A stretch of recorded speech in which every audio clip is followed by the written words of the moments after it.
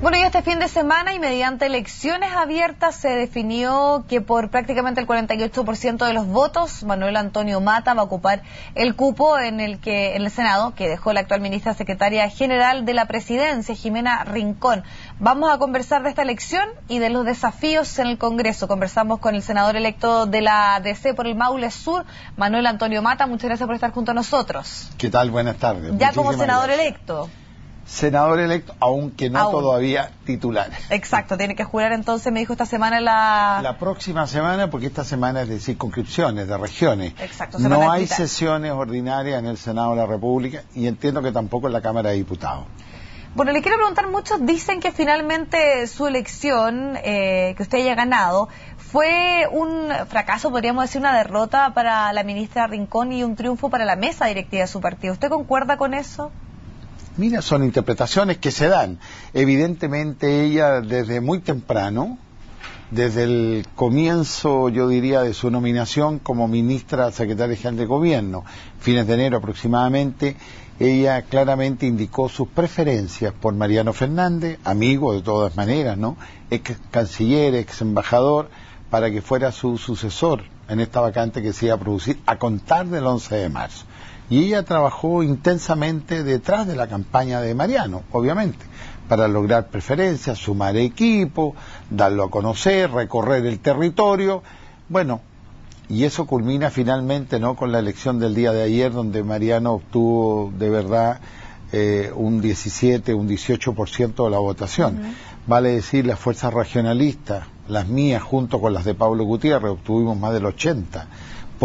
Digo fuerza regionalista porque nosotros siempre aspiramos que la persona que reemplazara a Jimena fuera un hombre de la región, con vocación de la región, nacido, criado y educado en la región y con trayectoria en la región. Y en mi caso, bueno, han sido muchos los años en que yo he estado en esa zona. ¿Y usted consideró este intervencionismo o esta, podríamos decir, preferencia que hizo de manera pública la ministra algo que no correspondía dado el proceso? Porque además usted en otras declaraciones ha señalado que fue un poco más allá, que muchas veces trató también de que el gobierno tuviese una posición con respecto a quién le iba a reemplazar en el Senado. Bueno, yo hubiera preferido de verdad marcar a la prudencia, a la discreción, sobre todo que ella, primero nominada ministra, después ministra en ejercicio, en plenitud de sus facultades, y justamente ella es la encargada de llevar las relaciones entre el gobierno, el ejecutivo y el legislativo, el Parlamento Nacional. Pero en fin, ella siguió con otro camino, optó por otro compromiso, y ella, bueno, desempeñó un activo papel, un activo rol en el que fue la campaña de Mariano Fernández, el que resultó con lo que conocemos, ¿no?, en el día de ayer, en un tercer y último lugar, muy bajo en las preferencias, prácticamente no ganó en ninguna comuna, y fueron muy bajas las expectativas que la gente entonces situó en esa candidatura. Ahora, a mí me parece una persona de todo respeto. Yo trabajé con él en la Cancillería, por decirlo de alguna manera fue mi jefe, y tengo la mejor y más alta opinión de Mariano como diplomático de carrera, embajador connotado, bueno, y como un gran canciller del gobierno de la presidenta Bachelet. Dado que va a estar en varios de los temas claves que se van a analizar en el Senado, ya pasando a otro tema, al ejercicio ya como senador, Ignacio Walker, presidente de su partido, ha señalado que el deber de los parlamentarios es mostrar ciertos matices y que la democracia cristiana lo va a hacer en algunos temas en los cuales ellos sientan que no coinciden con muchos de sus principios.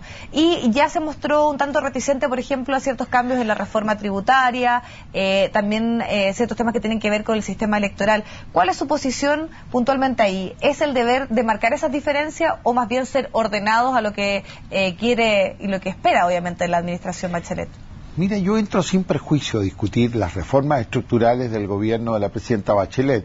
Yo me defino en primer lugar como leal a su gobierno, en segundo lugar como integrante de la nueva mayoría parlamentaria, en este caso de los 21 senadores que componemos ese grupo, y decirte que estoy abierto al debate, abierto a las ideas, a las propuestas, y obviamente a mí me parece que las reformas y los proyectos de ley no constituyen un dogma, el cual uno no puede tener opiniones, matices, sellos, impronta, en fin, acentos, porque evidentemente si no nosotros tendríamos que aceptar que los proyectos de ley básicamente son una suerte no de lo que llega sale exactamente igual. ¿Y cuál es el papel entonces de un parlamentario? No me veo como senador buzón, no me veo como senador simplemente que acepta por una correa transmisora de datos y antecedentes todo lo que me llega, sin análisis, sin debate, sin contrapropuesta, sin preguntas. Y por supuesto, ¿no es cierto?, que tenemos en el conglomerado, la nueva mayoría, diversidad de opiniones. En lo fundamental, apoyo al gobierno y leal, queremos que a este gobierno le vaya bien. Pero otra cosa, ¿no es cierto?, es simplemente, mire, a fardo cerrado, 100%, tal como llega, tal como sale.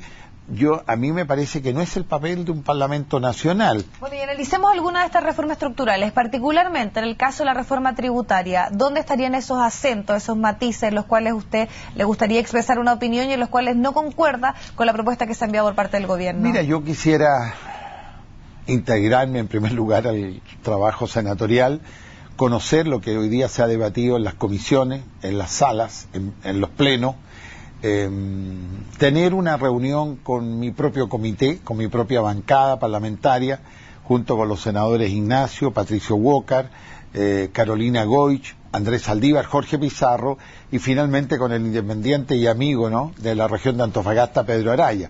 Quisiera conocer impresiones, opiniones de ellos. En este momento yo por supuesto, desconozco los detalles, la especificidad de sus actuaciones al interior del Senado. Yo lo que te puedo decir en términos muy, muy generales, entro sin prejuicios, pero al mismo tiempo voy a estar por una reforma que jamás pueda afectar ninguna situación que vaya en desmedro de la pequeña actividad comercial, del pequeño comerciante, del pequeño industrial. Obviamente estamos por llegar nuevos recursos, estamos por revisar muy bien lo que son los atributos, no función y fiscalización del Servicio de Impuestos Internos, pero en términos generales a mí me falta un tiempo todavía de aquí a la próxima semana, de aquí a 10, 12 días más, ¿no?, de cómo me voy a situar en una serie de temas y antes de expresar públicamente, ¿no?, lo que pueden ser gran parte de los acuerdos que yo voy a manifestar, o bien algún desacuerdo que yo pueda tener, ¿no?, legítimamente, pero quisiera todavía reservarme todavía opiniones al respecto, ¿no? Claro, tal vez la reforma tributaria es donde hay es más amplia, por lo tanto hay ciertos puntos bien técnicos que son interesantes de analizar, pero particularmente en el caso de la reforma electoral, sí muchos ya están manifestándose si están a favor o no del aumento en el caso de los parlamentarios. En ese punto, ¿usted está a favor o en contra? Yo te quisiera decir que lo que uno escucha de la ciudadanía en general es que no ven la justificación del aumento de los parlamentarios. Ahora, yo estoy abierto a un criterio que si a mí de verdad se me demuestra que el aumento de los parlamentarios implica en serio una reforma proporcional para que las minorías políticas de este país tengan representación, por supuesto que estoy dispuesto a considerarlo. Pero el aumento de los parlamentarios, en absoluto, de verdad, en serio, no con doble lectura, no debe irrogar un solo peso más al gasto, ¿no es cierto?, fiscal, al gasto del fisco, al presupuesto del Congreso Nacional. Algunos parlamentarios dicen que eso es imposible, que se aumente el número de parlamentarios sin que haya un aumento en el fisco. Por la misma razón que es un tema que tenemos que entrar a discutir. Porque si a mí tú me preguntas, yo fui diputado y fui senador. He tenido formo parte escasamente de aquel grupo que ha tenido experiencia en las dos cámaras. Porque muchas veces o se es diputado o se es senador. En mi caso he tenido las dos experiencias. Yo personalmente, con los números actuales, creo que perfectamente, desde el punto de vista de la funcionalidad, las cámaras funcionan. De verdad. No es necesario entonces más parlamentarios. O sea, si tú me preguntas estrictamente por la funcionalidad, por el desarrollo del trabajo, de los comités, de las comisiones, del trabajo en sala, no exactamente me convenzo con aumentar a 150, pueden ser 180 o 200, o tener parlamentos de 300, de 400, de 500, como existen en otros países, ¿no? A mí me parece francamente un exceso. Y en este momento, si yo me guío por la opinión ciudadana, es más bien refractaria en general al aumento de los cupos parlamentarios, porque en el fondo están convencidos que esto irrogaría también nuevos gastos, ¿no?, nuevos gravámenes, por así decirlo, ¿no?, al erario fiscal. Entonces yo ahí tengo una postura de mucha revisión, de mucho cuidado, porque no quiero aparecer en contra. En primer lugar, estoy definitivamente en una opinión muy desfavorable respecto al sistema binominal. Yo fui el año pasado víctima del sistema binominal, habiendo sacado una alta votación en el Distrito 40, un 27%, el primero obtuvo un 29%, resultó electo el de 29%, yo con 27% fuera, y resultó electo finalmente el segundo con un 21%. O sea, yo sufrí en carne propia lo que significa, ¿no?, el sistema binominal. De manera tal, de eso no hay ninguna duda. Estoy por la reforma, ¿no? Ahora, si hablamos de reformas y cambios a nuestro sistema electoral, ¿a usted lo identificaba más la propuesta que había entre su partido y Renovación Nacional? Porque hay algunas voces también de Renovación Nacional que están planteando que nuevamente se cumpla con ese acuerdo, o por lo menos con la posibilidad de seguir avanzando en esos planteamientos que hubo en ese momento, y no con la propuesta que hay actualmente de la administración Bachelet.